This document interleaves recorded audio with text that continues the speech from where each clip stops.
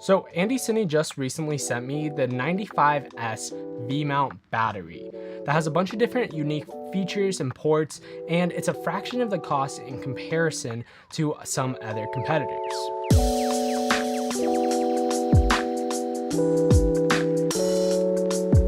So in this package, when it comes to you are getting the V-mount battery itself, the instruction manual, and just a contact us page from Andycine.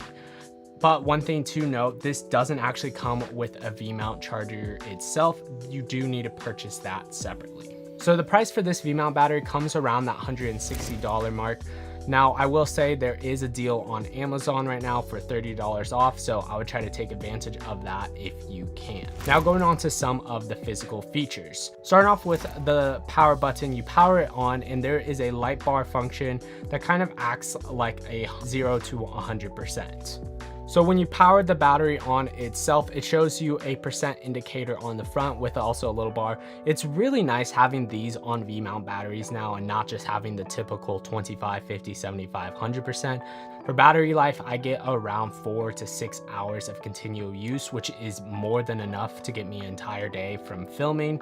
There is 2 buttons on the front. You can long press this button on the right side for DC, and then on the left side, you can press the USB and to turn on the USB. Now, the nice part about this being a 95-watt battery means you can take this on airplanes and travel. I personally only buy 95 to 99-watt batteries because of that reason. On top of the battery, you do have 2 D-taps instead of 1.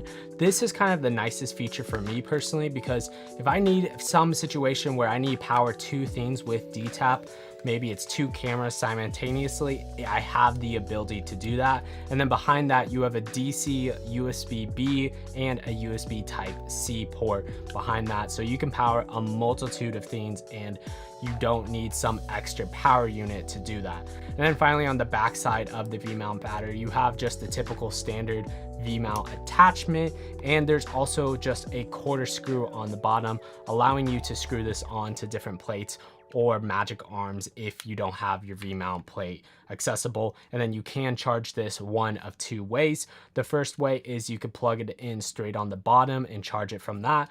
Or the second way is you plug it into one of the 2 D-taps on the top with a D-tap charger, and then this will allow you to charge the thing. It is unfortunate you can't use USB-B or USB-C to charge this battery. You do need a D-tap charger or a normal V-mount charger for this battery. One of my last things that I love about this battery itself is the size.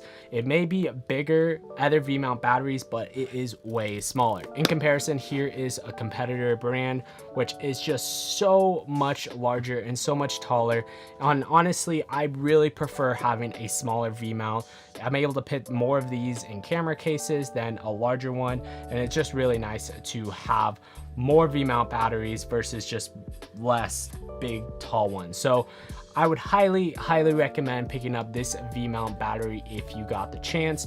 It has a bunch of great features in it, and it's definitely worth the price.